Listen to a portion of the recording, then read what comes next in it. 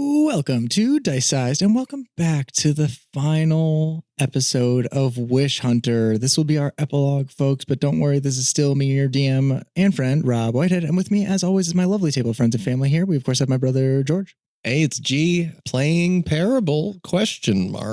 Yes, you are. We are staying in character today. We will be sunsetting this beautiful campaign to be put on the shelf for a later time. I just wanted to say goodbye to my friends. You get a chance here, Parable. And though I don't want to, we got to say goodbye to these characters. And one person who I know is a character in my life I never want to say goodbye to is Maya.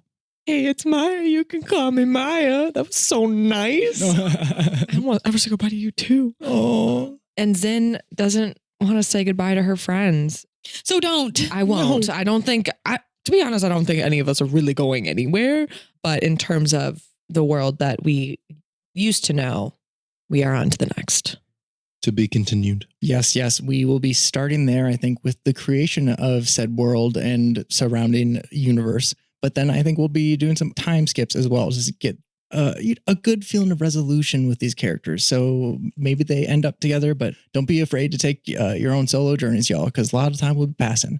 But one person who I know takes a lot of solo journeys, she goes to the Boundary Waters a lot. And like sometimes I'm just like home alone. I'm just like, why don't you take me to the Boundary Waters, babe? Take me camping. We go camping a lot, but sometimes she goes on camping trips alone. Anyways, that's my lovely wife, Savannah. Sav here. Hey, Rob, do you want to go on a canoeing trip this summer? Oh, that would be fantastic. Cassie's coming too.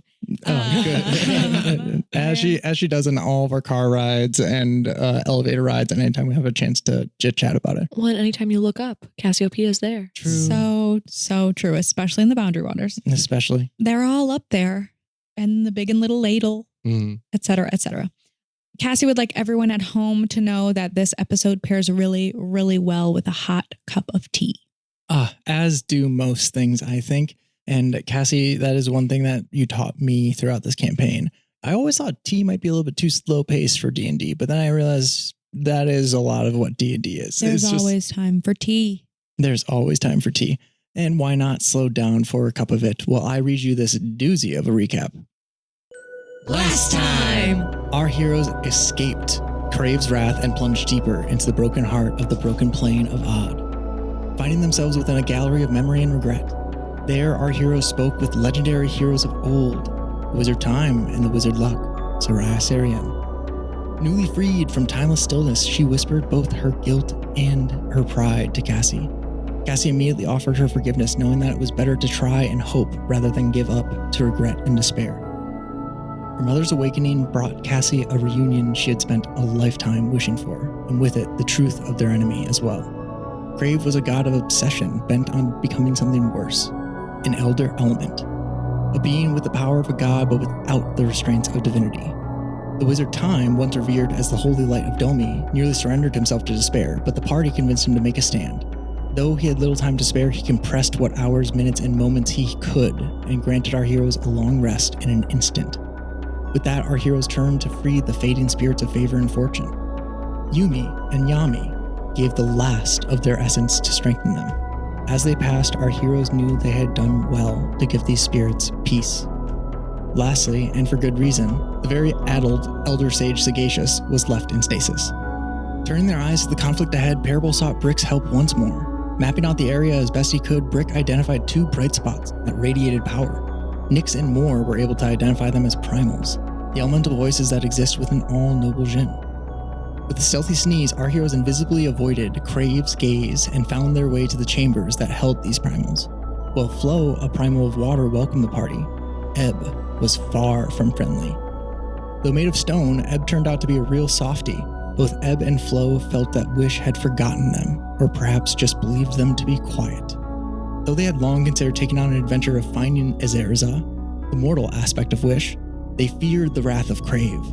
Our heroes helped to calm Flo and Ebb and spurred them to movement, choosing loyalty to Azerza, the mortal aspect of Wish, instead of the mad god that had discarded Azerza. Ebb and Flo severed themselves from Crave, ripping away a colossal portion of his divinity. The blow shook Odd to its foundations. The end had begun. Then came the final confrontation. When they stepped again into Odd's shifting expanse, the air itself began to roar. The storm face of Crave materialized above them and battle ignited. Parable struck first, hurling himself skyward, silvered form shimmering. With the flash of aerial grace, he carved into the divinity that craved warlike armor. Astride Akuma's nightmare form, Zin ignited her blade dragon hot, and hit Crave with the hex of knowing that his primals had abandoned him, while Akuma breathed a blast of flame. Cassi rose on her 1,000-league cloud, burning bright with the starry form constellation of a dragon, evoking the visage of Savannah. She unleashed a fateful contagion that tore at Crave's constantly reshaping form, a blighting radiance that caused Crave's face of storm and stone to crumble. Crave roared. The plane around them shuddered, and the mad god tried to unmake them. He shaped stone and water into weapons, split the sky, struck with chains, and brought the wind itself to bear against them. Zin stilled those chains while Parable stilled those winds. And Cassi, with her charm of balance strengthened by her mother, turned the god's wrath right back at him. Then, in one terrible instant, Crave aimed death itself at Cassi, a killing word that no mortal could endure. Zin did not hesitate. Flames erupted from her like a memory set free, shaping into an elegant long-necked dragon of fire that evoked memories of the Inferno on her promised day long ago. Zin stood between Cassi and annihilation, and the killing spell died against the rage of her defiant roar back. The tide of the battle turned. Cassi hurled Crave's own power back at him, burning bright with star song. Zin unleashed a fireball with all the power of the 9 hells behind it, just as Cassi sent out a streaking line of lightning. Parable, spinning with a silvery might, drove the tri-metal blade into Crave's stone brow again and again. And at last, Parable struck true. Their combined will shattered Crave's false godhood. The storm peeled away. Divinity fell like broken shards of glass. What remained was only a man screaming into the winds that no longer obeyed him. Zin, Cassi, and Parable stood together, battered but unbroken, as the last fragments of Crave's divinity began to fall. Invoking his breath, Parable struck like a silvered falling star, just as Zin forged a circle of death, the flood of necrotic energies binding the false god with smoking chains of her own, and Cassi felt fate smile upon them. The end of his reign had come, not by prophecy, not by gods, but by our heroes, these lucky few. Their story was no accident, and the next choice would be theirs alone. Odd collapsed, stars unraveled, reality tore open, and our heroes found themselves upon a dirt crossroads with a simple stone well and Raven as its keeper. Speku spoke of the great responsibility of raising a world through the root and upon the world's tree. An entire universe, a cosmos of their own, would be created from their conceptual guidance. With the weight of unborn worlds upon them, our heroes spoke thus: I wish for something new. With these words of power, Parable, Zin, and Cassi felled the first domino that would culminate with the creation of an entire cosmos. Riding the surge through the root and into the unformed universe that awaited their touch. Thus ended Wish Hunter Book 1, but don't worry, we are here for an epilogue as we rejoin our heroes now, as they rise beyond the underastral, beyond the 3 great wells of creation, pass through the root of all things, and into an existence waiting to be shaped.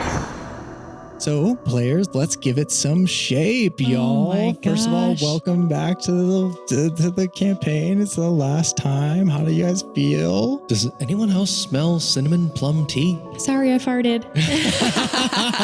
Star farts.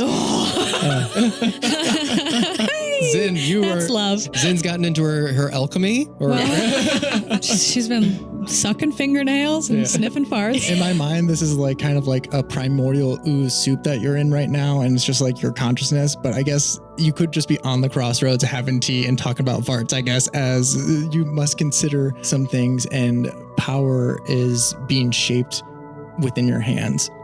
I kind of like the idea of a bunch of conscious goop just talking to itself, talking about cinnamon plum tea. We're good. I think this moment is truly you guys sinking into your most primordial and natural senses when it comes to your type of magic. Really falling into what it feels like when you arcanely push off one another, what it feels like to be Dominari. And you guys have really practiced that this entire time. So we're going to make some important rolls, the first of which is the resolution of the Great Wishing. Even though you've risen through the root, there are some consequences that might happen for some of these domains. No, so fair. Also, Fuck you.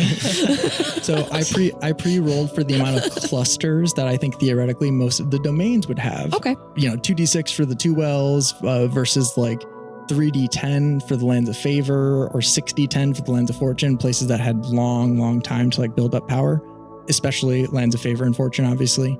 So we're going to roll some d4s here, the most important of which is going to be your guys's. So let's start with that. Okay. That is going to be 12 clusters that you guys captured throughout the Great Wishing, your living wishlings that lived at Callum's Crossing. We had that many? Yeah. Wow. We did a good job. How many D4? 12 total, so you can all roll 4 together. The DC, to remind everyone the way that this works, we're doing a DC 30 check to see if you guys survive the Great Wishing or if the domain does. You've already risen through the route, so we know essentially that the domain survives, but if you fail this check, I will apply consequences through this process of ascension. Essentially, like as you rise through the route and begin this process of world creation, elder evils and elder goods of the underverse try to stop you, attempting to alter or influence the birth of your world in some way. Those damn demons. Yes, so let's see if you're Alright. able to hold 4 this. D4s each. 4 d4s each. Need a total of a 30. Otherwise, consequences. 11. 9. 13. 33. Woo! Yeah! Hell yeah. Okay. Badass. The domain of Callum's Crossing does survive. Would you guys like to roll for 2 wells as well? Yeah. You can add just 2 more d4 on top of that. They rolled really well on their living wishes. So even after all of the siege warfare, they were still holding on to the energy of about 14 d4, 14 clusters of living wish energy. You guys can each roll 1 more. Thanks, Parable. So Cassi can roll 5d4 and Zin can roll 5d4 and Parable, you'll stick with 4d4. 9. Ooh, with 5d4. Damn. 14. Okay. We're 12. nice. Popping that Ooh. up there. Okay. What is that? A 34? 35. 35. Nice. Ooh, ooh. Thank you, math brother. Nice. Awesome. So 2 wells and Callum's Crossing, obviously very near and dear to our hearts. So here's the thing. Don't do. Domi has 64. 60? Like 60? 64. You said that with so much candy in your mouth. You said that so nervously. Okay. 6? Yep. So Okay, that's fine. That math don't math. yeah, it doesn't. Given Gonna kill my parents just like that? No resolution at all? This is not given Which the is fact given the fact that you guys have control of the greater domain, they're protected from like the greater terrors of the underverse, but that doesn't mean that their landmass is able to hold itself together. So fair, yeah. I think it's more so a consequence here. What if all 6 are 4s and that's sort of like a crit? Okay, you know what? I will say You want a couple extra? Oh, you want me to roll them all at once? rolling 64. Here, you need 2 more? Yep. I will say that if you roll 4 That'd be 4s, insane. I will consider that a success given that luck has shined down. So you need 4, but that's 4 out of 6. Come on, I just want to yell at my dad. 1, 2, 3 4s. Aw, so close. That's So okay. close. But I will allow for advantage on this roll for consequence here, which is going to be a D12 here for me. And this D12 is going to determine the severity of the domain's collapse. Oh, good. Good. There is a possibility that it maintains stability if you roll higher enough on this D12. Okay, sure. What's a 6? I got so excited about a 6 and then I forgot it was a D12. Don't worry, you have advantage on this D12, Yeah, so you I can do. roll that once more. Can you see Adam? No. 7? Can she Adam? 7 actually Sorry. does, 7 Oh. actually does make the entire difference because Yes. so I'll read this full table. 1 to 3 would have been full domain collapse, no Okay. survivors. If you'd rolled 2 ones, I would have then I would have been like, sorry, no resolution on the parent. But luckily you didn't. 4 to 6 domain instability and extreme and frequent eldritch incursions. 7 to 11 domain stability and extreme and infrequent eldritch incursions. So They gotta sweat a little bit.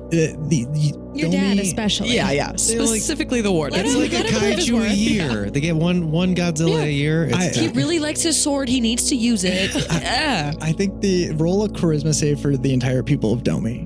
Oh my god. Zin is like, This is cruel. Save us. We're gonna use the time dice for this. You know when people have conspiracy theories about people in a room dictating fate and all that shit? Yeah. I am using my wizard time dice for this, just so it's not Zin's fault. It's Time's fault. 12. Whoa. Oh no. I think a 12 will fail here, and I think that is representative of the fact that they're like infrequent eldritch incursions. It kind of just reinforces a lot of the lore for some people, and like there is even more radical branch of Domi that spread out. That doesn't mean that there aren't like survivors, but I think it becomes a very difficult faction to deal with if you are to incorporate it within this new and growing world. But you guys are conceptual beings in this that have the control of like an entire pantheon of gods in this moment, but it is not changeable the fact that they undergo some scars. That's fair. Similarly, Starwatch Tower has 44. All right, let's roll them, people. There's not much there. Do you have a fun table for that one? I'll offer the same thing if you roll 4d4 and all of them are 4s. You get advantage. I'll try. If you get 3 4s, you'll get advantage. Why is a DM now? You're right, that is precedent. I didn't even get 1 4. Damn. Okay, well, they're all zombies, so that tracks. Roll that d12 for me. I'm trying. 7. Hey, no, that's good. That's good. It survives their stability, the domain. Wait, that is so Zen. No, that's good. So got her hands up, bouncing up and down. Severe but infrequent. It's good. I mean, kind of arguably good, because there's not the worst. there's a future mission that you could go on to preserve some of that equipment. It could have been having you roll a 6 or lower. For the equipment. The whole tower could have been lost and the technology destroyed. You know, I'm sure that might be a possible mission given it being around still. But I think Cassie's going to start from scratch. Oh, interesting. Okay, well, that's maybe someone else will discover Star Wars. That's fair. There are a lot of zombies over there still, so we can leave the big roly-poly behind. Yeah, he can smash his head into the wall a few more times. And again, these are kind of unchangeable factors that you must incorporate into your world. So some difficult factions to incorporate: Star Song zombies, as well as Domi with a scarred and radical faction. But doesn't mean that means your parents might be alive. So you know, cool. Zen, she loves a project. Every land needs a zoo and a circus. Yep. Mm-hmm. Can we rebrand Starwatch Tower as Dead Song Spire? Sure. Anyways, that's the lore. It's lore. So that's Domi and Starwatch, and now I don't think we need to roll for Lands of Favor. 24 D4 and 26 D4 is insane enough that I think Lands of Favor and Lands of Fortune to survive. So that means they too have control over you guys not shaping them so much. So like the Lands of Favor has the ability to stay relatively unchanged if they so choose, as does the Lands of Fortune. Again, that doesn't mean that they can't agree to be changed with you, and I think Atalanta would agree to work along with you guys. Yeah, I feel like her being in charge is surprisingly a very good thing for us. And I think all of this is, again, considering you guys just in like a primordial soup way, arcane sense is just spiking. It's just moments of discomfort and like distorted electricity feeling as what feels like ecstasy, essentially, true creation. Getting interrupted is probably the worst feeling in comparison, juxtaposed against the beauty of what you guys are weaving together right now. The last thing that we're going to need to roll here is from each of you, I need a D20 and a D10. This is going to represent the waters of the wells of creation, which are the wells of the Erd and the Eld. Very different energies, one knowable and one unknowable. Just let me know what you got on the D10 first, and then the D20. Cassie got a 10 on the D10. Then got a 6. Parable got a 2. Cool, 10, 6, and 2. Now, Cassie with a 10, what was your D20 roll? 15. You're mainly just wanting to be above 10 there, so that is in your favor, as this is the best result you could possibly have. From the Erd Well, from waters that usher forth into your mind and into this creation process, you feel a choice once more. Energy from a plane of your choice infuses the entire cosmos, offering what aspects you choose to different parts of it. What plane of existence within the entire D&D cosmos would you choose to make a part of, intrinsically, truly the bones of your cosmos? I think the answer to me might be obvious, but I wouldn't want to speak for you. The astral plane would be your guess? I would guess. I think that's really nice, but I could also pick limbo. Yeah, do your own thing.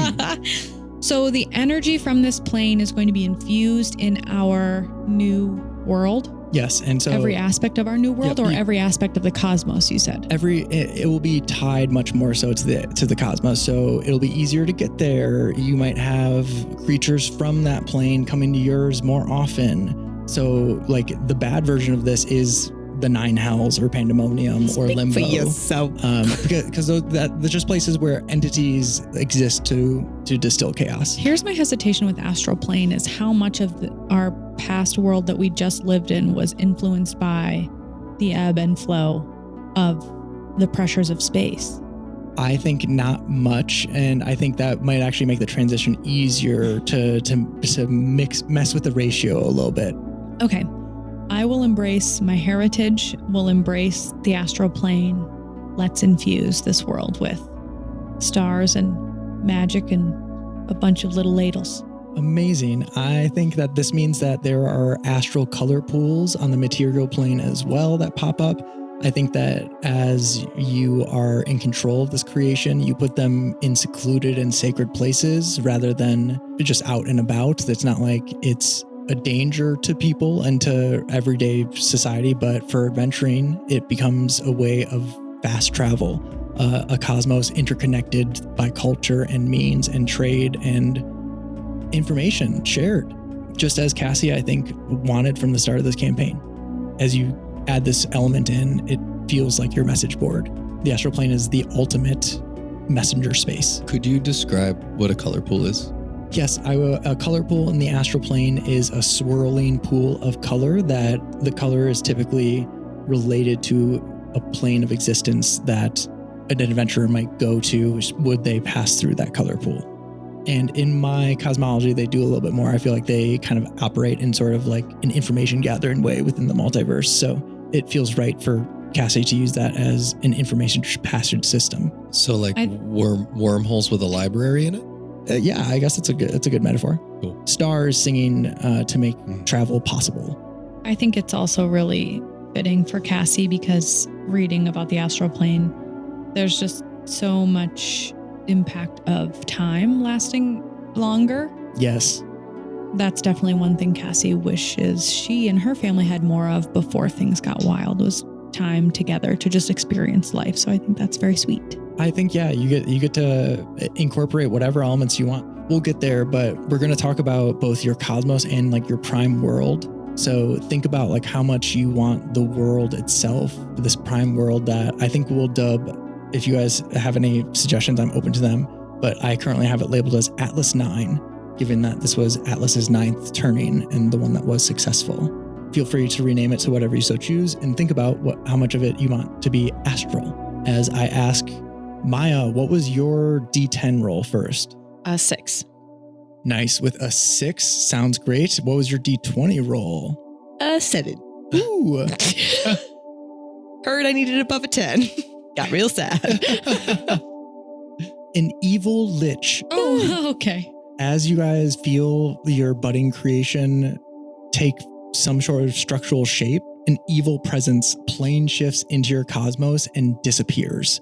It is then followed by a chaotically good power that appears within the mix. This is a great metaphor for Zin. Yeah, this is perfect. And this is really good. You feel that a feud is being played out Mhm. as Oh my God. two incredibly powerful divine and infernal, or rather a good and evil force battle amongst your cosmos. You know not what havoc they might wreak. I'm picturing, and this is probably not canon, but like I'm picturing Aris and Igor Oh my God. like against each other.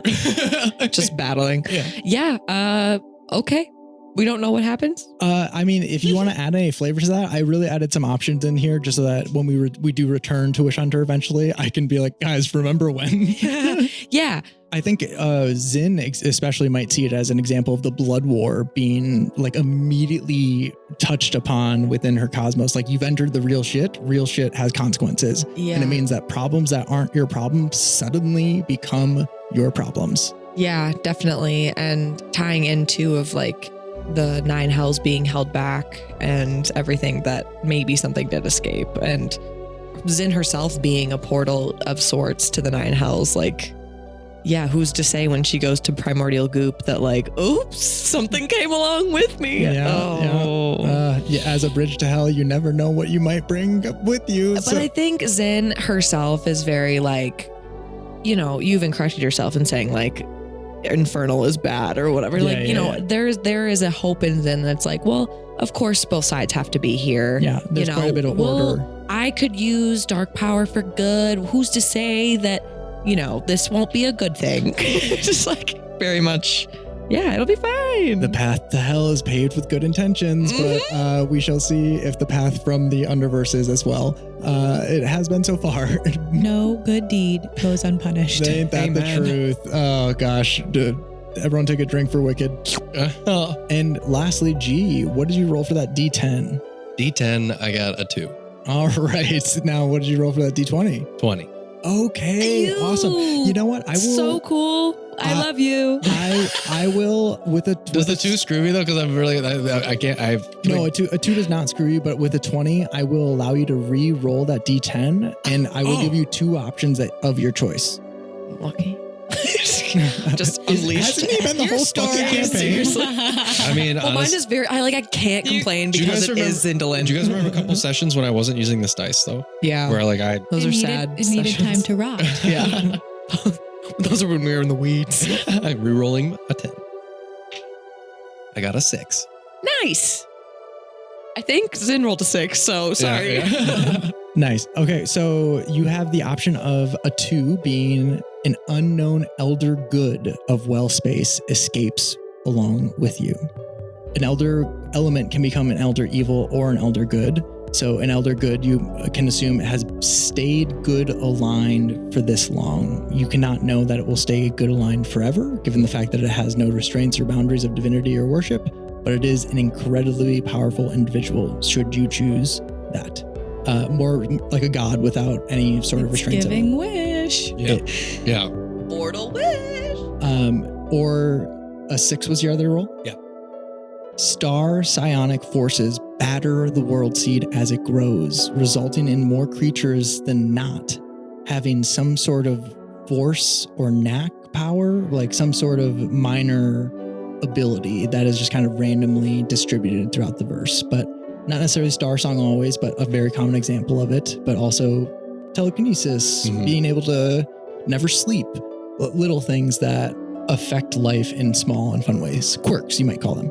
That's amazing. I think knowing Parable, this is beautiful for him because I think there's a piece of him that wants to give up his Jinn nature and send that on its way, which would make the 2 make sense. Yeah. But that seems like setting up for something we've seen and we wish for something new.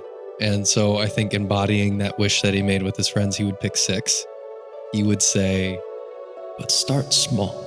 And he'd push it along its way. You feel like the world seed kind of battered with the Star Song psionic forces, that you find the right distance so that you find resonance instead, and it helps the seed to grow. Oh, I sing to the seed. Aw.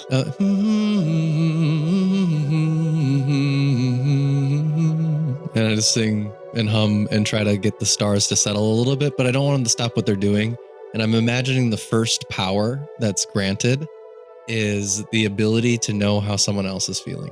Oh, cool. Yeah, absolutely. Like empathy, telekinesis. I think that has a specific word.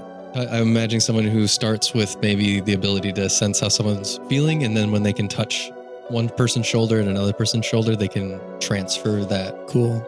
According to Superpower Wiki, it's called empathy.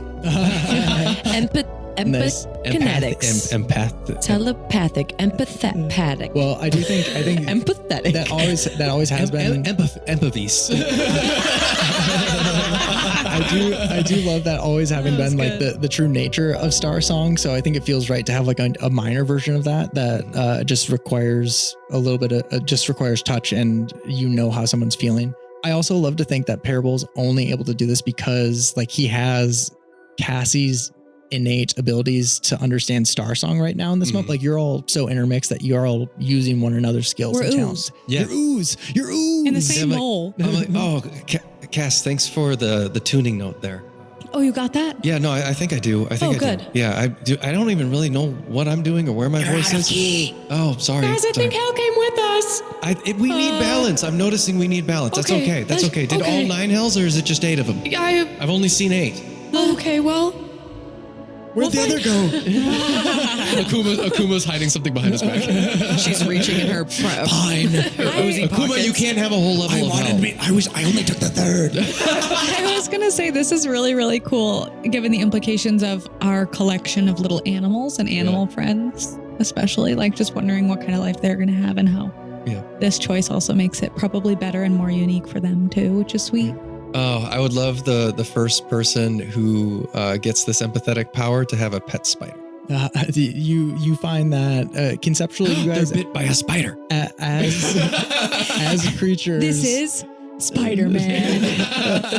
As the conceptually guiding powers of this verse, and given the fact that Papaya is a close ally to you, I think spiders are prolific throughout this universe. I think that there's probably a whole universe. I think the way that this creation is going to work is we're going to design the prime world, and it's going to iterate out. So whatever aspects you choose to make very important about your world here, which is astral, battles of good and evil going on in the background that have come to your plane and perhaps this prime world. And of course, a massive amount of psionic powers. It also extends to everything about your characters, from your pets like Papaya and stuff. So if there's a lot of spiders on your world, there's a lot of spiders. There's a whole spider planet out there somewhere, because your prime world is going to iterate out into everything. I think one of the biggest things that I didn't get to do with Parable's new 4th level spells was use Find Greater Steed. Mm-hmm. And I was picturing like either a buffed out Papaya or some enlightened version of Papaya. So this is kind of perfect for me. I think the cool thing about you guys being the power behind this ascension is that a lot of these things are immortalized. So like, I think Papaya becomes, even if he dies, he becomes an ethereal spirit that you can summon, forever. He becomes part of the stars if you want. There's, again, this universe is shaped around you and the shapes you choose most. So sounds like Papaya is one of them. And I think there's definitely a constellation in the shape of a spider that is quite important to the peoples of this verse, of this iteration. Any other decisions or any other add-ons that you want to make about this prime world? Mainly in terms of general features. I've just pictured Zin walking around and giving everybody a pamphlet and saying, this is how life works. We didn't get these when we were born. Life 101. Wouldn't it just be so nice? Something Cassi would definitely advocate for would be more ease of travel. There were so many things in the way of being able to meet up with people quickly or traverse roads and paths quickly to share information, but also like community and to get to each other. And I think it would be really cool if there was just easy, convenient waterways and land bridges. And I think that ties in with the astral plane aspect. You have many more accessible color pools for public travel. On top of that, that ties in with what I have to add to this little world as DM, which is the fact that Odd refuses to break down fully. The scraps of it feel they must be used. And then you realize that it's almost an essential component of the cell of a universe. It needs not only the world tree for it to grow upon, but almost like a splint, something to grow through it, to connect it in a more interconnected way. An infinite staircase, which is also a part of the D&D multiverse as a place of doors and stairs, endlessly so. A place where you can get to anywhere in the universe if there is a door to get there. So you only need travel the staircase. And I think knowing its denizen and guardian, the wizard wish, ebb and flow, as you feel their presences unite. And the moral aspect of wish, I think, becomes the guardian of Odd, your version of the infinite staircase. Awesome. If you wouldn't so mind me adding that. Go for it. That's Can it be in a amazing. spiral and kind of up a wellish kind of thing? Oh, yes, absolutely. Cool. It takes Wait, on, look at this many imagery. visual aspects similar to you guys. The Infinite Staircase. That's really cool. And Quest from the Infinite Staircase is the most recent D&D source material that uses it, but it's a long-running and fantastic lore. It's a place of genies and wishes. I think in the most recent lore, a noble djinn named Nafas. And yeah, it's a great aspect of D&D multiverse cosmology, and I'm glad that Odd serves as such a great representation of it. Can I add something? Yes, please. I would love if, and I actually kind of want some help with this, but between Brick and the Good Book, it was kind of like having the Good Book being an intuitive feelings type of story container, and Brick felt like my intellect and like the calculator of it all.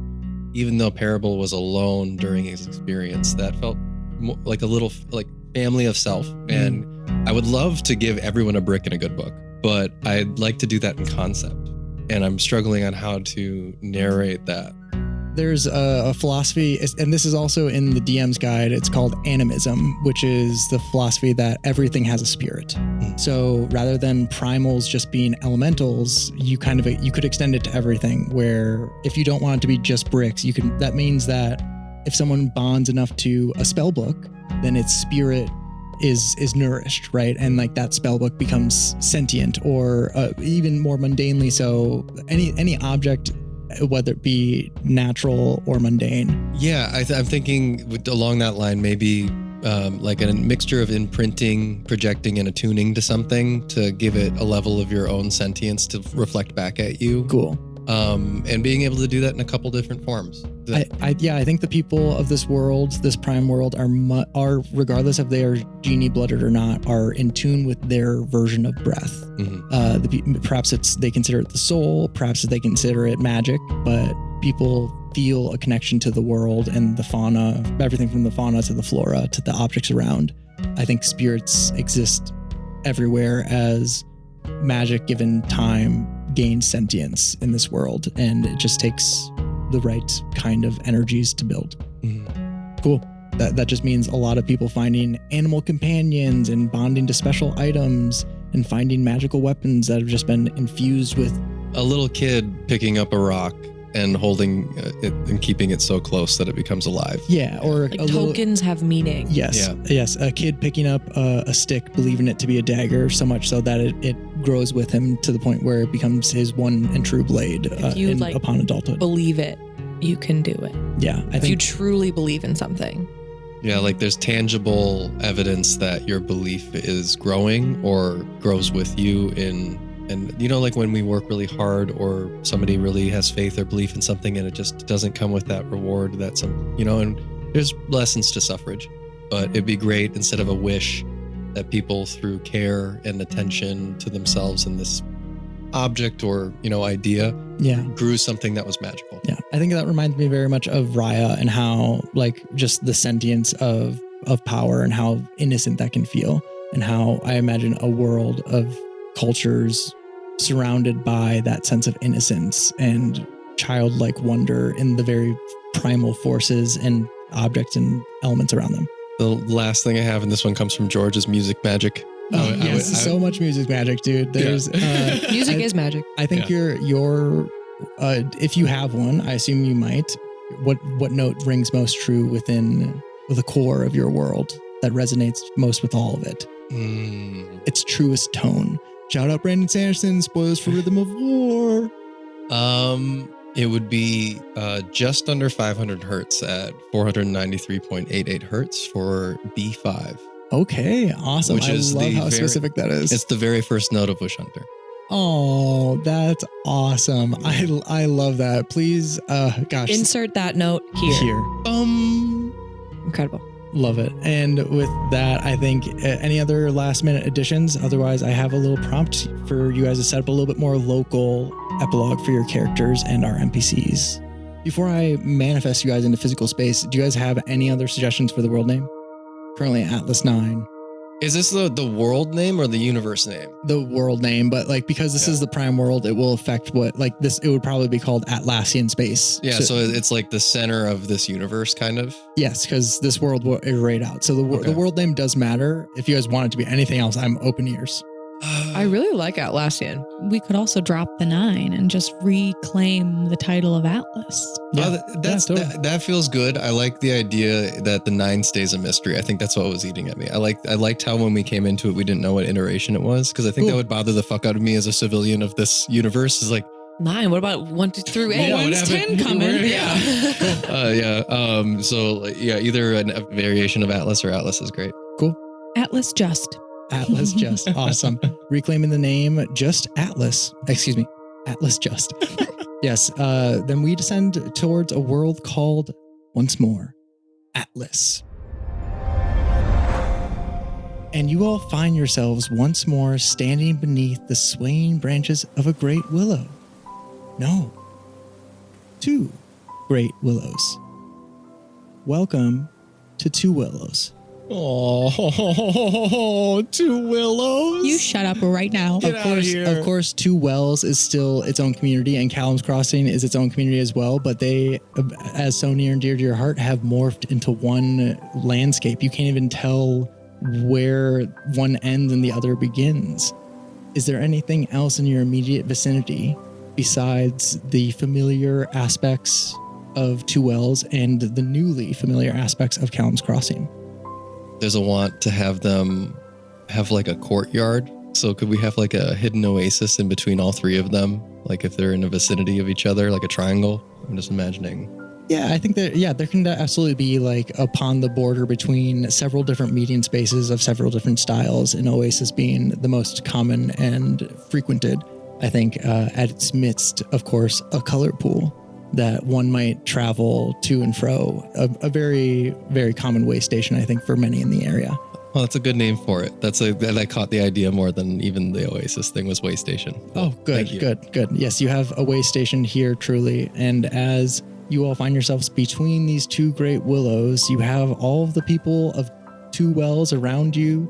You see, everyone from Lemillion to a very old Volano and Raya, all the people from Callum's Crossing, even Mojo Fall and Willow make an appearance as they are no longer bound to giving themselves to the domain. They're able to make a recovery, as you see Mojo stepping out gingerly and Fall being erratic as he levitates way too many kids to count, reverse gravitying them in the air, and he says, "Oh, don't worry, I'll catch them." Is there anyone that you guys go to make an immediate contact with in these first immediate moments as a world is born? And power leaves you. You are mortal once more. You gave it up. Thank God. You do not have the power of a god. You are I not feel so light. Wait, ascended. punch me. Hellish Oh, dang. I really thought that would go. It's off screen stars and fire, and then we cut back and it's just chaos. Oh my gosh. I think because of the end of one of my favorite video games, I want to go up and very mundanely start a big fire.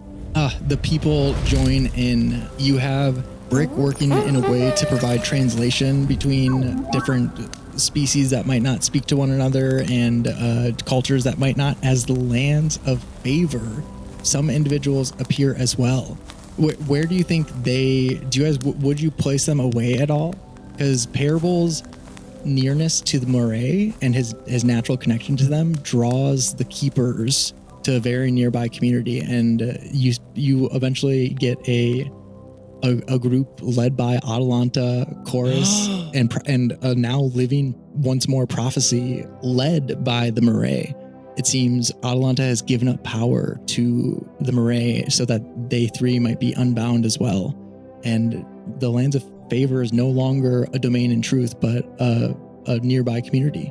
One that is large, but one that holds your people as many come. All different shapes and sizes. They are all of a desert skin tone, and they all join your bonfire as Atalanta comes up to you wordlessly, Parable, and gives you a warrior's grasp. I hug her back. She hugs you back too. Oh. She is wizened with wrinkles around her eyes, but a Dominari's life is a long one. And although she has seen many years, she has many more ahead, and a huntress she still is, as she whispers, "Death's behind me, but still much ahead." You did the hardest thing. You did good.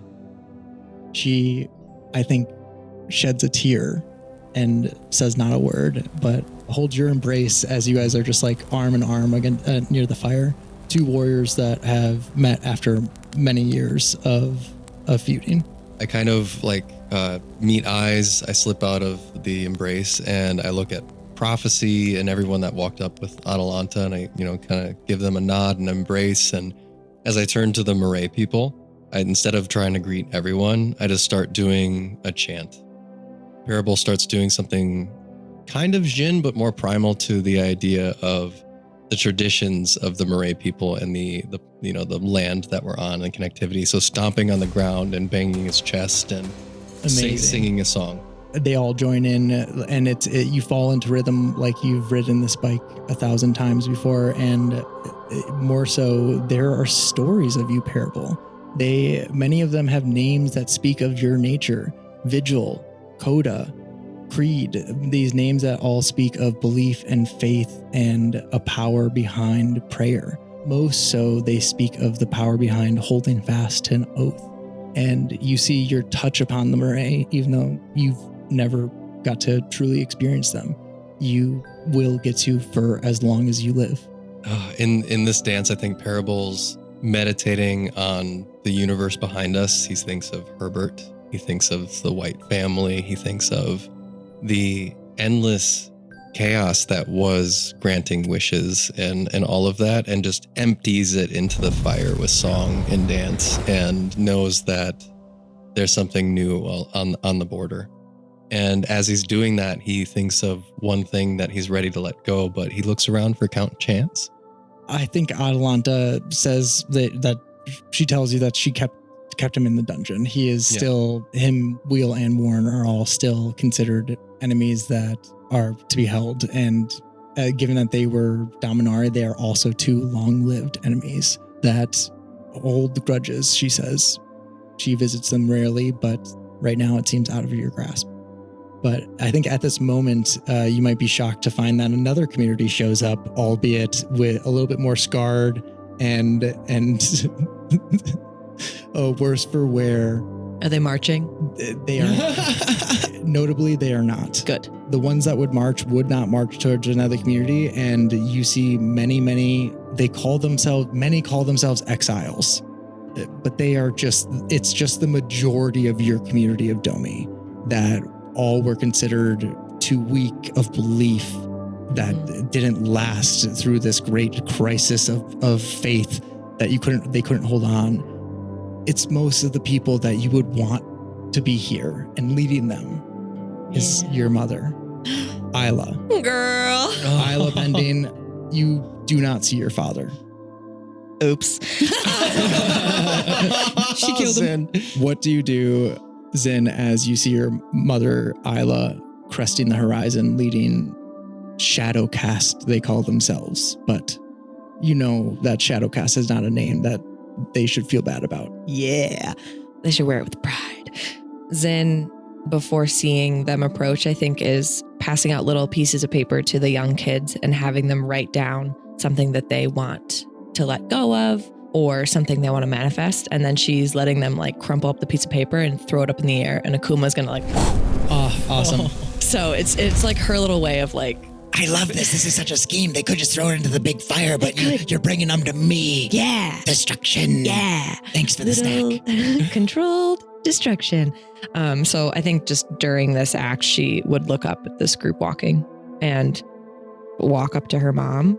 She runs towards you as she sees you. I think hesitantly at first, but then how do you approach?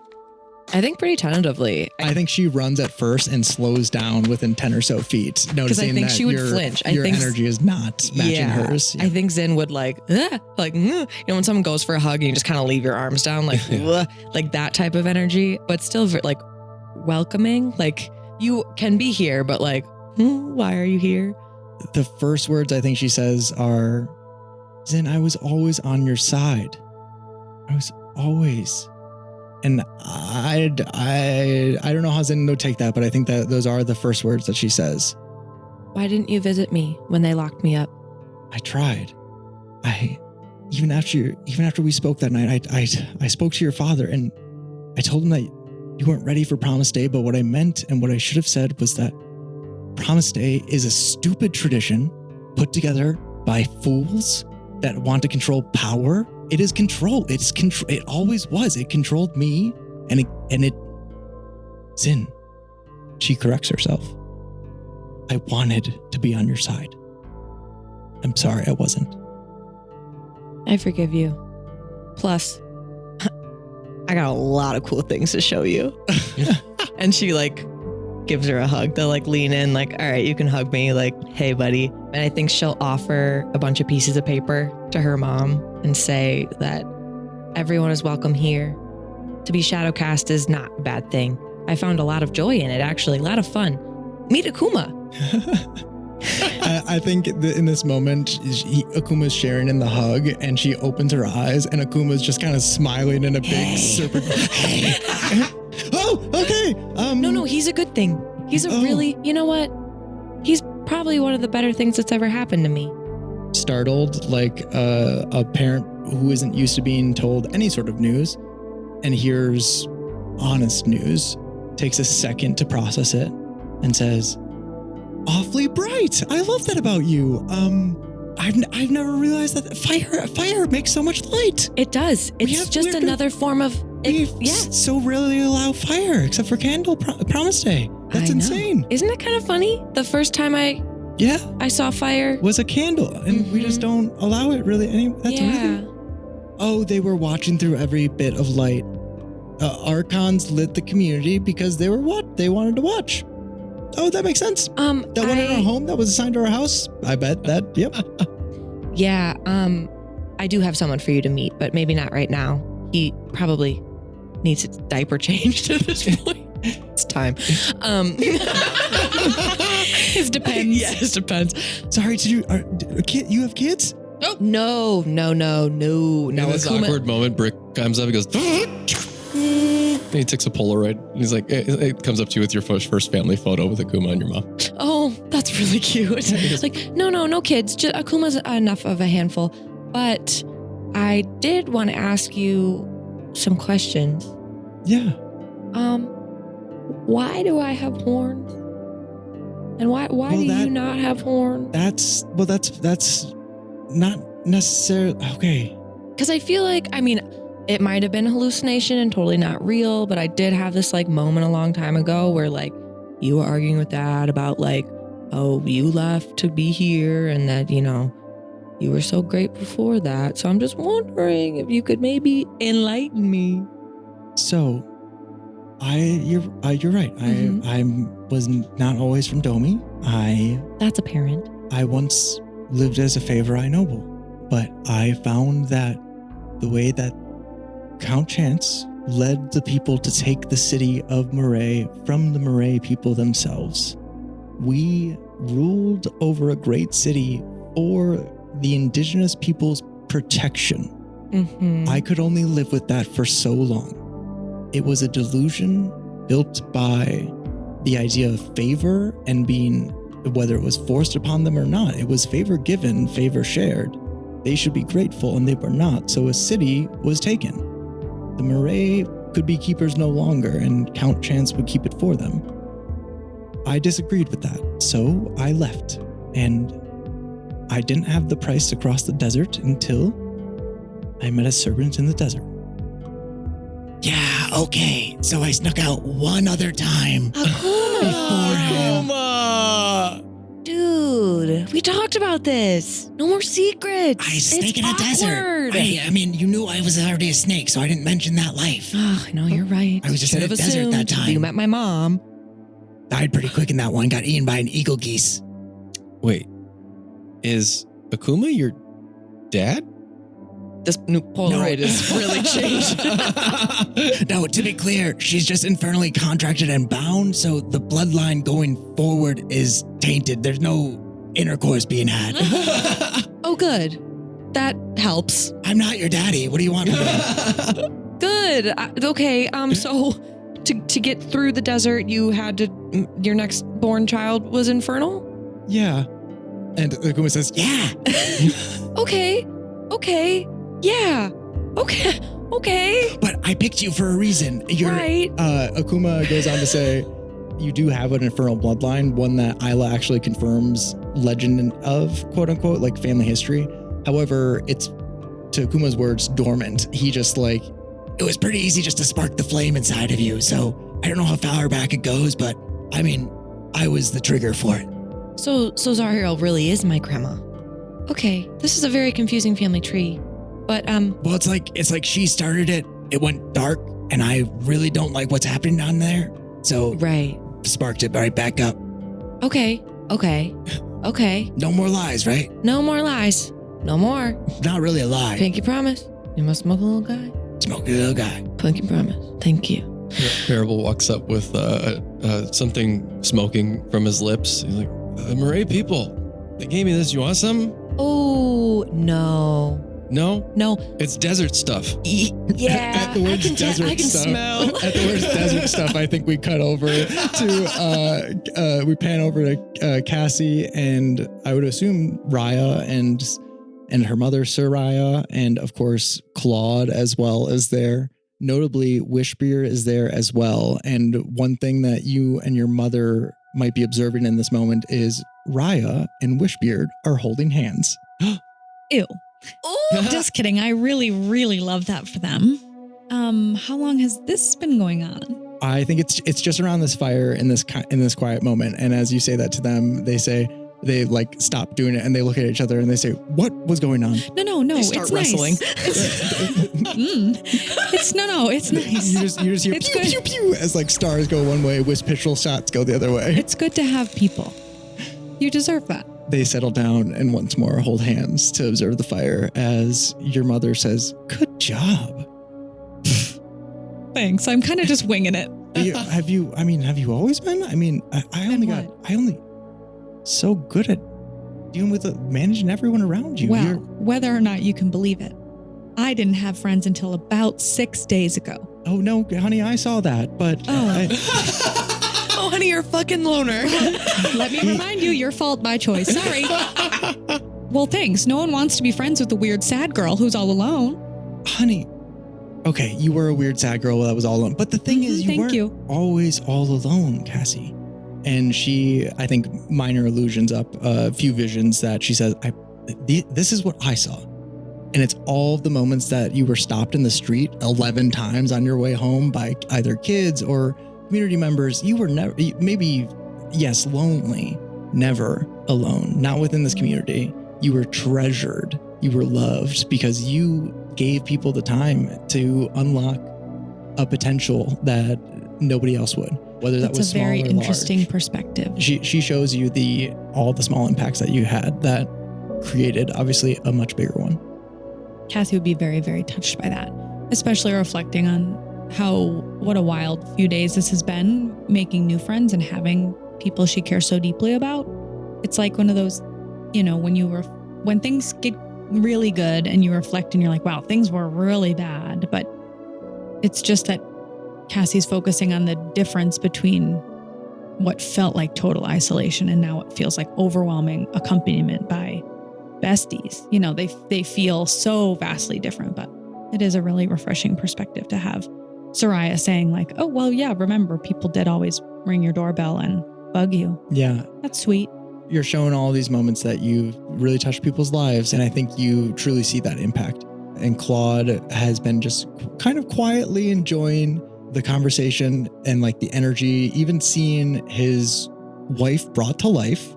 He has been holding himself back as he looks at you as if in permission in this moment with the craziest eyes you've ever seen. Let's bring Dad into the fold, huh? I feel like you guys need to catch up too. I think that's right. I have faith that what? Wishbeard's there too. I'm just feeling awkward. Yeah. Well, everyone gets a little. Yeah. I mean, Get him, tiger. how close have Claude and Lemillion become over the past few days? Not that close. Speaking of Lemillion, you do actually see him over near Dapple, of course, as they sit quietly close by the fire. They are very much enjoying being back amongst one another. But most importantly here, Claude is ecstatic to talk to his wife once more. And you see that Soraya, your mother, is also ecstatic. She is quietly pleased. She sees your pain and like obviously knows the tension of your relationship, but Being present for this reunion is really healing because over a matter of these few days, like Cassie really realized how much of Claude's terrible traits were the result of him also being isolated and abandoned by his wife and feeling lost and grieving. yes, he repeats many of the same comments that she made towards you. I'm sorry, I made a choice. I know that it had this impact, and that makes it wrong of me to have done as much as it makes me right to have done.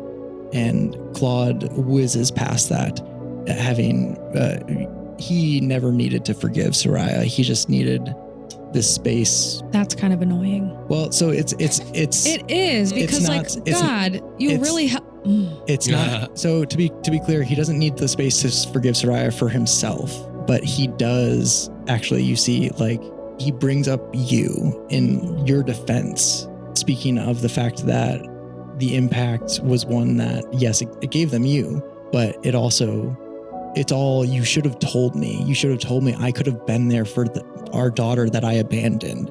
It's on him. Of course it is, and he takes that too. But he just asks that, like, you could have told me. You could have trusted me. And she says, I couldn't have. That it's part of the plan. But those are resolutions that they work out. And as Claude and Soraya find some peace after some words, you see your mom leans to you and says, I know that he can be difficult sometimes, but the way he loves is as devoted as he is dumb. He's pretty dumb. Treasure loyalty over smart, and looks over at Dapple and Lemillion and Lemillion especially, and just how dumbstruck they are for one another. They're as soon as measures of intelligence and all other traits come in, it matters not. The one true thing is whether they will be there for you. And Claude, like you said, his capacity was broken to a point where he could not be. And now you see him and your mom just double down on being there for you. Cassie really wants to observe her parents reuniting, because I think, as I mentioned, like, that's just going to be really healing for her to see them having grown enough to navigate that conversation however they will, and decide to or not to carry on the family unit and see what comes next for both of them. Seems like it's going really well, which is great. But Cassie feels really optimistic about just a fresh chapter with these people who she, when her mom died or left or went away, she was robbed of the next decade of both parents, Yeah. So getting the chance to just reconnect with them and rekindle and develop a relationship as an adult is really exciting for her. She also so badly wants to pick both of their brains and talk more about what actually happened and the science behind it all, and compare notes and talk about different perspectives that they each had on what was happening in the sky and on the ground, and tell them about her adventures. That's so fun as you describe like observations that you made about the star, and she equates them to like the time that her wish and time all got out of stasis and like had a fight, and she sent out a certain blast of energy. Yeah, you're able to connect all these dots, and more so, she's able to tell you about the crazy stories and lore of her journal, and how there is a science behind the wild imperfections of myth, lore, and legend. And yeah, just the cross grounds that you find, and of course Claude chiming in as much as he can, and you just find a family dynamic once more. I think we'll swap stories for a long time. Beautiful. Any other notes for this immediate gathering? Parable at one point would cast wind walk and swirl around the fire and make it bigger. And it's more like visuals, like celebrating this moment and being, no matter what's coming, we're all here, and we all had, how many people wish for a second chance, or one last chance to come together with their loved ones or their enemies, or you'd know. Mm-hmm. Right. Yeah, now we do. And Yes. yeah, I think it would just be some Jinn magic around the fire, really falling into the celebration of things. Awesome. I think Zin would, after getting over the initial, like, okay, Kuma's not my daddy? Yeah, that was a quick whiplash. whew. I think she would ask, like, you're here, and so is the majority of Domi, but what happened? Where is everyone else? Where's Dad? So your father, to say the least, has been under a lot of pressure at work, and I'm not sure how I'm currently... Mom, this is the same rhetoric you used to use. Sorry, Give it to me straight. Sorry, we're separated right now. I'm going to tell you that. Incredible news. keep go on. And she says in a very like programmed way, under the light we could never be divorced. So of course we have to stay together, but we're separated right now. I have a guy you could talk to. What about an annulment? anyways, I've got a guy you can talk to. I got a guy. It's just Great. It's really good. the domain began to fall even before the Great Wishing began. Your father became more and more stressed, and on the day that he sent out Alita Dario and her squad of Igor and Esther, are they with you? And she sees them and I think gasps and she says, oh God, I hoped beyond hope, but that's good to see. Your father apparently found the Star King and the Star Queen dead in their chambers and decided not to tell anyone. And he was essentially driven mad by the pressure of holding up a domain by himself for about half of a day. So that was kind of the straw that broke the camel's back. That would make sense. Is he still? I mean, you're separated. Well, he believes himself to be the reincarnation of the Holy Light, chosen one, and leading a devout pact of followers. Got it. Just over there, and she like points like just west. Just doesn't look in that direction. Just like truly. Since like okay, making a note of that. I will. You've done enough. Thank you for bringing everyone else here. I'm sorry to bring our problems into this beautiful world. No, Mom. These have been following me for my whole life. I'm, at this point, it's a little bit of spice. So I want you to know that you're safe here and you don't have to worry about Dad anymore. I'll handle that. Oh, okay. Spicy company. Like I said, I've got a guy. I think Zin in this moment is like, time is not in a place where he could really do much. Correct. Like his brain is kind of. I think he's being, like you said, like taken care of. He's probably going to restore himself over some time because given the fact that he's not dead, he'll be able to store up time again. It'll just take a little bit of time. I think he's got a really cool, like viney wheelchair. Yeah. Amazing. I imagine high back, big wheels, vines, cool stuff. But I have a dream for Zen. Are we going to do like a flash forward at all? Yes, we will. Yes, cool. we'll Never do. mind. Yep. Cassie also looks around and sees Zin having what looks like a happy reuniting with her mom and looks at Claude and Soraya and recognizes that Raya and Spellbeard are there and looks at Parable and just sort of takes a minute to like go chat with her friends and just remind them like, hey, between the three of us, we have an abundance of parental figures. Maybe we could all share. Oh, yeah. And the mingling begins. You have Claude, Isla, you said. Yes, your hands are awfully sweaty. Soraya coming over and like grabbing Isla by the shoulder and being like, and Claude, could you go talk to that one over there? I think has a question to ask and might need advice. You remember our day. You asked in the best way. You see Lemillion and Dapple seem to be talking like intensely. Like so obviously in love. Soraya's referring to the fact that Lemillion might be thinking about popping the question soon. Oh. He seems to be like making a little ring out of foliage and leaves and greenery. And Claude goes and grabs Lemillion for conversation. And any other mingling conversations that you guys want to toss just two NPCs into chat together? Esther, I told you. What? We did it. We're here. Everybody's here. Yeah, it worked out. But you're going to say you've been telling me this the whole time? I mean, kinda. Guys, Esther, Igor, my mom's here. I know. Are you in trouble? No. Really? No, turns out. Get this. So her and my What's dad the tea? separated. My dad, crazy, not new.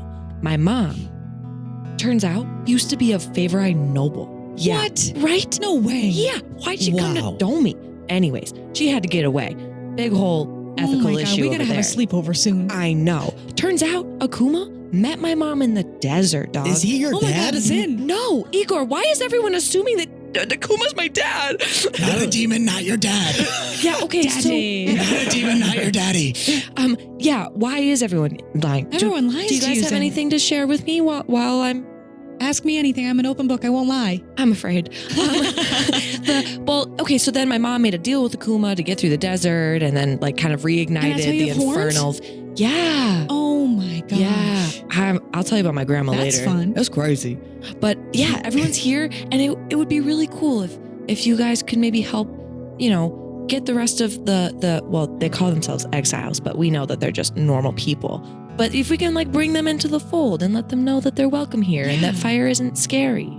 Zed, anything for you. Thanks, guys. I think Igor goes up to both of you and pulls you into each arm for a hug. Oh, yeah. This place is for everyone. Yeah. Everyone to have fun. I'm sorry I left you behind again, but I'm back now for good. I do have one secret. Oh. Uh-oh. no. Please? I've always been able to count. I really like the way that you guys helped me, and it made me feel safe. And I just want you to know, if you ever need me to count anything, I can do it. Thanks, Igor. Also, how was it to be kind of like a Dominari there for a little bit? It was so awesome. I told people what to do and they do it. Yeah. I could literally do whatever I wanted. I had backflip sessions. I did it wasn't a real rainbow. We painted it like a rainbow, and we did rainbow slides. We kind of hid that from everybody because we got a lot of trouble. But So do you not want to hear the rest of my story? An elderly Villano. I was just in the midst of telling you all about it. Just because I was there too. is that Cleric Hazel?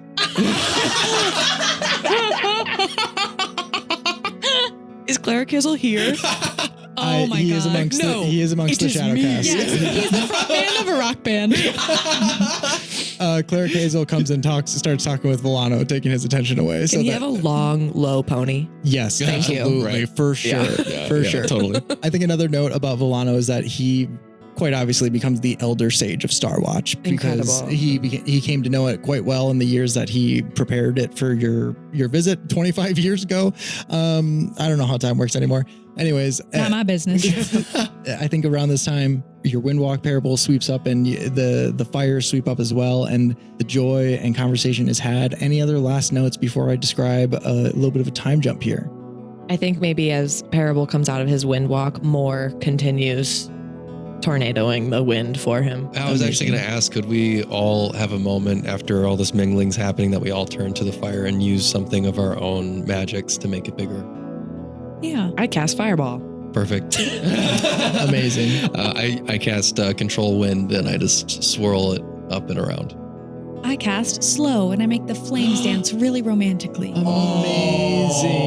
That's awesome. That's cool. That's so cool. Lighting up the sky with flame and a column that shoots up with the wind. You feel a culmination of sorts as the flames reflect the ascension that you felt when through the root. And though it is a world that was created with problems in hand, with all the good things that came with it, it is one that is yours. It is one that will be true. It is one that will not be threatened to be crushed every second by demons on all sides. I think Parable, while he's swirling around the fire, is thinking about what, a lot of this is built on newness and hope. I think his element he wants to add to that, it comes from his shop of curiosities. He wants to add a little bit. If he's going to be push in Exovis, I think his push is going to be in those moments of darkness for people that they feel a little, in their last breath, they feel a little bit of curiosity. I think as you push, you see the pull of Zin as some of the Shadowcast remain on the outside. It's typically staying in the shadows, ironically enough, of the flame until you bring them into the closer fire. I've always wanted to be drawn and quartered. Split and balanced. Sorry. No, I love the push towards curiosity, like a pull to be, included or held. I like the idea of if the fire gets bigger, there's no more shadow to hide in, and they have to step forward. Yes, Yeah. beautiful. None Yes. of us are, we're all shadow cast, or none of us are shadow cast. The light Yeah. shines on us all. Yeah. Yes. And Cassi creates a true star to once more stand still for you all, but this one that shines brightly upon you all in the best way, in the goodest way. And there, I think we will flash forward 1 year from that day. What is it like? What has Two Wells undergone? Have you undertaken any sort of quest to planes unknown? You have the entire multiverse at your dispense, or have you spent all of your time exploring this world? Parable would fly in with the wind and the elements, and instead of paying attention to the elements of nature. I think he would focus on stories, and he'd try to be a part of what Cass had really helped him connect with, is that information and knowledge is for everyone. And he would fly from place to place sharing stories. You at first begin to fly until you are one day upon a mountaintop where you find a doorway, and odd presents itself to you once more, and you're offered a flight away from this world. You have a conversation with the Wizard Wish, this one of the nature of genies, and you argue back and forth on many topics, but I think you find agreement in the fact that wishes are best made for others. And you share stories of the wishes of this world throughout the cosmos, not just throughout the world. Maybe not perhaps in just a year, but you have the entire cosmos at your behest as this door opens upon this mountaintop. Oh, hello, Wish. Parable. The last we met, I was of a different mind. You put up a good fight. As do you. Your breath becomes you. It's nice to be in a space where we can talk. Well, I have nothing but time here. Time to think, time to regret. But also, as you've taught me, time to hope. For I have friends alongside that keep me company once more. And ebb and flow are upon his shoulders and manifest as you see they're already chatting with Nix and Moore. Yeah, Nix and Moore pop up. Yeah, So as you hear the voices of Nix and Moore chime in as Ebb says, Kid, who are you? Who are you? Get out of my domain. Ooh, no soft parts on that one. I was here first. No, I was. No, I'm right here now, and I was here fast I can go. first. Flo's like racing alongside of Moore as Nix and Ebb kind of go at it, like pushing head to head, sizzling rock against stone. In a moment of levity, I look up at the chaos like kind of happening that we only can see, and I just shake my head with a smile at Wish. The arguments happen in primal voices alone, but all words that you speak to one another with your voice are well spoken and well said. And it is, I think this is a common occurrence that Parable might do. Traveling, finding a door, and being shown a new place that might appreciate a story. Yeah, I think Parable spent his time on this world trying to share cultures. So like the things were so segmented in this world before with the artifice and the machines and the Lands of Fortune, and so separate from different cultures. I try to bring them together. So I hope to see the two wells full of the technology from the Lands of Fortune and the Lands of Fortune with the depth of tradition from the Murray and the Favor Eye and the Lands of Fate flourishing. Amazing. I think with your travel and combined with perhaps Cassie's help, you're able to link up not only these doorways for your own personal travel, but also the color pools, the oases that are much more permanently connected as true portals to one another. That Zin keeps a list of. Yeah, she's the city planner or Yeah, I've something. got the directory on lock. Why did we install the hell magic system for the gateway again? You just never know. And I'd rather be prepared than not. Everyone is in like a line. I pick a little piece of hair, peel a little bit of nail, put it in a cup. It's like, give me your trace cup, please. But like in a cool, chill, fun way. Yeah. No, don't worry. No, your DNA is your own rights. You can take it back at any time, I promise. Ancestry.com. And of course, they're provided healing as they do it. I think on top of the mountain, though, after some philosophical debate with Wish, we kind of look at each other, and I want to do a dance of the Murray people just quickly with him. Kind of, it almost looks like dance fighting back and forth, and just nod to him as if they're in agreement to disagree has been met, and say, I know you'll at least carry the curiosity that others need and give them a push up those stairs. I will, Parable. You may call me Azerza. It was nice to have finally met you, Azeraza. You are welcome anytime. And I opened the door. I think that's a good point to cut away. Is there anything else that someone spends their year doing? Apart from, of course, building up the two willows and flourishing in the community of it. after reuniting with her mom and Claude and maybe even Volano, I think Cassie's goal would be to work together to, similarly to Parable, make sure that everyone around, anyone who wants to, knows the history of what really happened over the last, before the great wishing that we lived through. If you wouldn't mind, I would love if that story or that booklet of the story of might perhaps be called Wish Hunter, but also have the subtitle of The Lucky Few. I love that.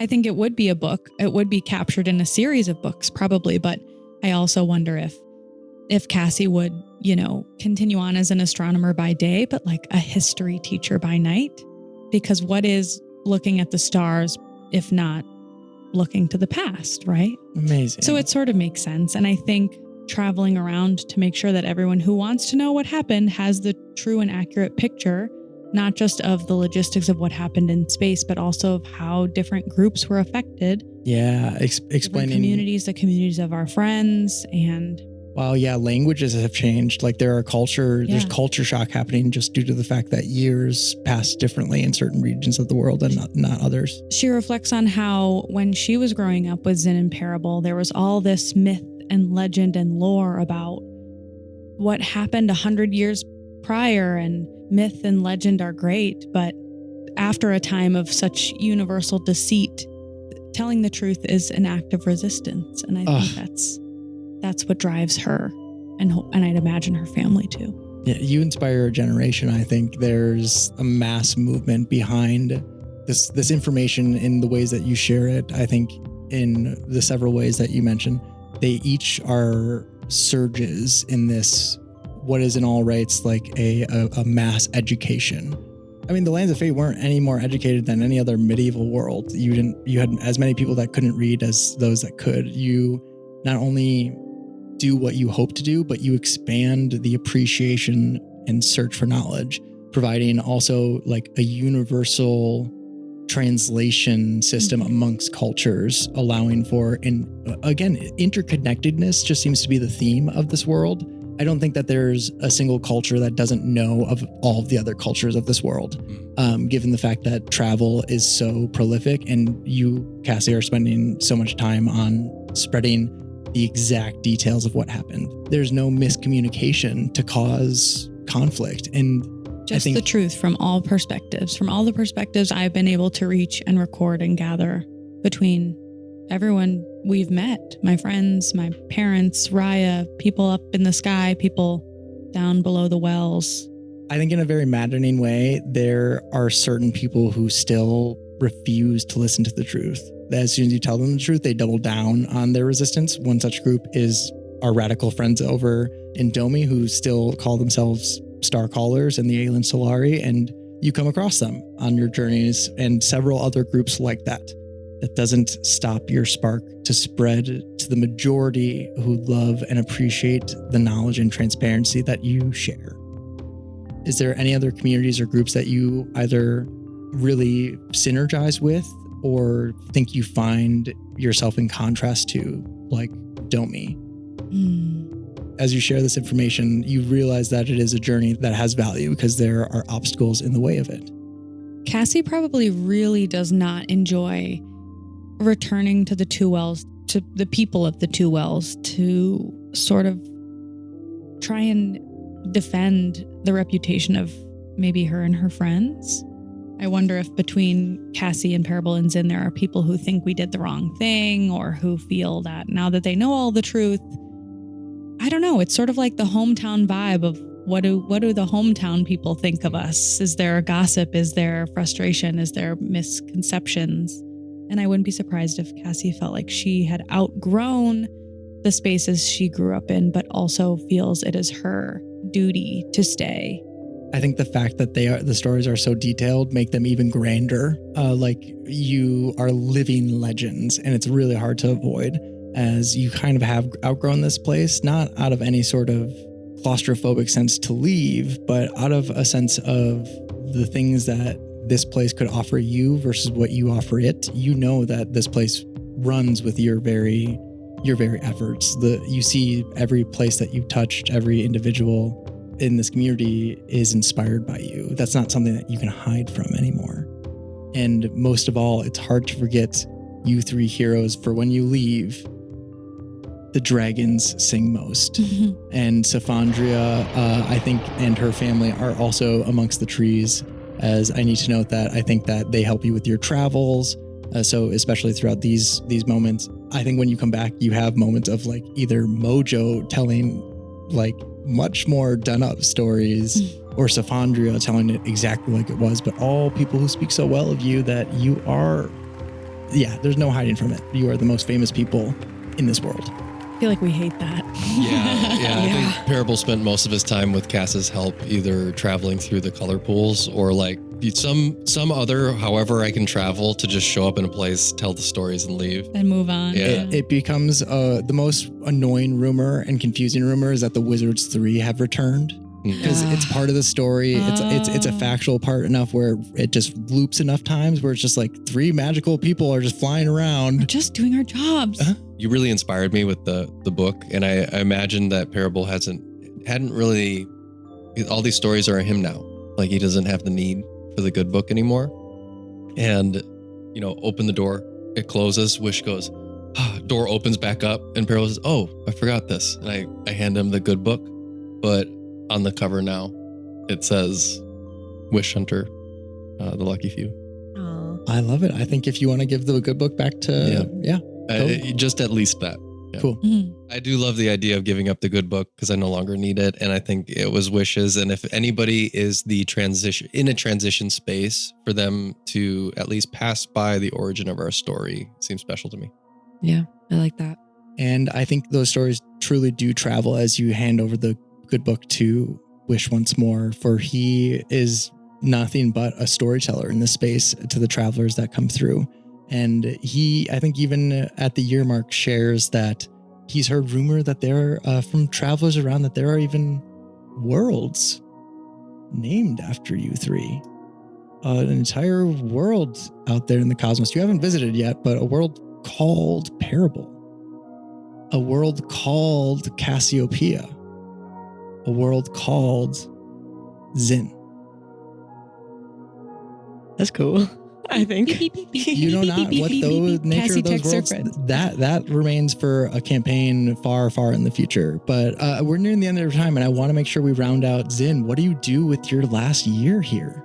Yeah, I think Zin feels a responsibility to the Shadowcast to take them in. She understands the loss of purpose and empathizes with that, with all of them being, having this whole goal exactly like Zin, and then having it kind of just ripped away from them and not anything to really work towards. I mean, a lot of them are probably either not committed to the light anymore or haven't even stepped into their patronage yet. So I think Zin would train them. I was just thinking of Esther, like teaching people how to use the light for fun. Like you have Esther and Eeyore obviously as like generals, and I mean that in a non-militant way, like generals in this fight to deprogram these people who so obviously need it and ask for it. Like many speak to you of a loss of faith and a need to replace it with something, so much so that they want to go back. Like people tell you of intrusive thought that they deal with because of who you are and your reputation in the community. They feel safe. At first, it's kind of fucking insulting at how. Okay, now you like me. And just like how comfortable they are with telling you how terrible. Like, I mean, the same people that condemned you. Yeah. Right. The same community that told you that you were something bad. Tell you to your face, I'm afraid that I'm bad. And you have to have the grace to be there for them. Yeah. I think she definitely works really hard to change the focus from an external focus to an internal focus for people, that they don't have to prove themselves to anything or anyone. And they just really work on like inner resilience and strength. And so absolutely, she really does still like kind of dig back into her background, and they do sword forms, and they do like all the sort of kind of grounding rituals that Zin took with her from this really structured place, but have turned into her own tools Amazing. and shows them different ways to control their emotions, their powers, and if they want to pledge themselves to anything else, they can. And I think that's a big theme of like Esther's choosing the light, Igor is now a paladin, Zin is infernal. Like it's just this like you can be and do and choose whatever you want, and she's just training them to be strong on their own. With that said, she's not training them in a way to like be a unit. Like it's never like we're doing practice drills to defend something. Like it's never, it's truly like we are doing it for ourselves, and to be strong and confident in yourself is really powerful. I think that really synergizes with what you find to be true of the Murray culture on this opposing side. Is at first there's kind of this cultural clash between two just vastly different peoples, but I think that's one really synergizing point. These like training sessions that you guys undergo of how to live in synergy. Not only do you, I think, give them like a sense of physical confidence that allows them to, again, deprogram a little bit, but also like, I just imagine that like interacting with the will-o-wisp rather than an archon lantern, and seeing that all the natural ways that this community can be interacted with amongst, I imagine, again, not a unit, but a bunch of people comfortable in the forest of wicked willows. Yeah. That if danger were to come, similar to the keepers, they are not a militant people, but damn if you should fuck with them. Yeah. They are the last that you would want to fight. Yeah, I did have the image of like them kind of taking up or like making their homes in the willows, like having kind of the like walkways between, and they're living up in the branches. Absolutely. I think almost annoyingly, some that are harder to deprogram constantly ask Zin if they can pledge to her. Oh, yes. And she's 100%. constantly saying, "Dear God, no." Are you listening to me? That fame catching up again. Yeah. Time keeps catching you for like coffee chats, I think, and being like, you could always send them back to me. I know I said I wouldn't do it again, but if you're ever wanting me to, they need leave. I'm going to need you to do at least 25 box jumps before I will even consider it. All right. That's fair enough. Even those knobby ass knees. Give me another 50 years. I'm 100% imagining with all this language of deprogramming and group hangouts, but individuality of Igor running a yoga class, or like some sort of like amazing. Everybody count to 10. Exactly. Inhale 1, 2. I did imagine that. Six in, 4 out, everybody. Hold for 24. And I think Zin definitely encourages the Shadowcast to go to Cassie's history lessons to enlighten themselves with the knowledge of the world around them, understanding that their look in the world is pretty narrow, and just really, just guiding them. I think in the back of her mind, there's definitely, and probably after talking to Cass, like if she went to Domi, to be like, okay, like what's the vibe over there? And doesn't really know what to do about it. I think there's a part of her that wants to go try to reason with her dad, but if he didn't even listen to neutral advice, I think even Zin showing up would be almost reinforcement to his delusion. And at this point, I think Zin kind of has to just let it go and trust that. You find an abandoned Domi. You find a place that you recover many beautiful bits of your past from. Domi is, again, scarred by Eldari attacks that must have taken out a majority of the community.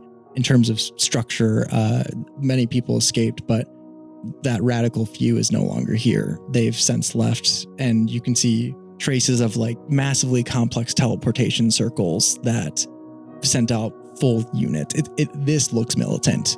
The way they left looks militant. It looks like they still are operating as if it's the end of the world. You can just tell that from the way they left this place. There's all of the nostalgic things are still there. Yeah. Right? Like there was no time, they took no time to grab things for sentimentality. I think with Zin being so like choice driven and independence driven, like she is going to cross that bridge if she needs to. If they become aggressive towards anything, like then it's something to handle. But I think it's like, Not my circus. Exactly. Like I think Zin is truly going to let go of the responsibility. I think this is what good is. We could wipe them out. They will be a problem for us one day. But even to me, I think we've had enough destruction. I can't say that I've been changed for the better, but I know I've been changed for good. And with that amazing Wicked reference, I think there is a good place to end our epilogue here. Are there any final notes, y'all, before we sunset this Wish Hunter Book 1 campaign? Parable hands Wish the book, closes the door, turns around. Good beard! That's a post-credit scene for sure. Amazing. Fantastic stuff, y'all. Thank you so much for joining us for this bite-sized dice rolled, twice told story. Thank you so much for listening. Yes, sincerely. This has been a year of our lives of having fun making this stuff up, and I'm so thankful for you for being here, and we wouldn't have it any other way. Thanks for being here with us. Thanks, y'all. And of course, this has been a bite-sized dice roll, twice told story told by yours truly, Rob Whitehead, brought to life by my players, G, Maya, and Sav. To post about the show, use hashtag DiceSized. That's DICESIZED. For more like this, you can follow us on Instagram and find us on Patreon. That's patreon.com/DiceSized. DiceSized.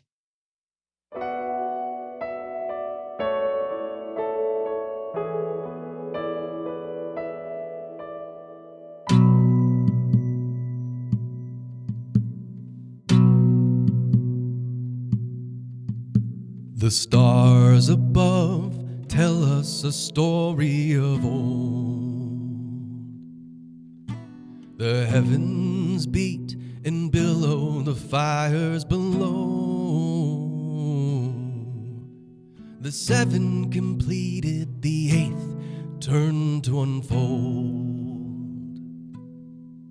As I remember, that's how the story goes. They told me of riches and dead men in ditches beyond the rising road. It might be the trick is we ran from those witches before they took all our souls. If we only knew the lucky few that made it till the end, you might hear a story of bloodshed and glory and a wish from the dead. We wandered the lands with fate in our hands, where wizards told us to roam. Just roam. Echoes of treasure, a soul it would measure of any who dare behold. We found what we'd find, running from time, our hope held till stars awoke. They never did say what we lose on the way, a cruel and fateful joke. If we only knew the lucky few that made it till the end, you might hear a story of blood without glory and a wish for a friend.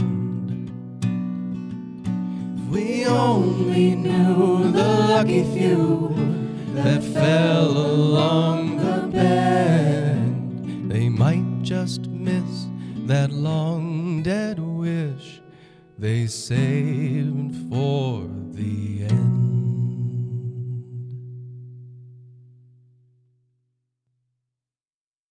Hello, friends. Before we get to our bite-sized dice roll twice told story today, we'd like to take a moment to showcase another fantastic podcast out there that's been inspiring us here at DiceSized. So settle in while I cast a 7th level pod shift spell and take a listen.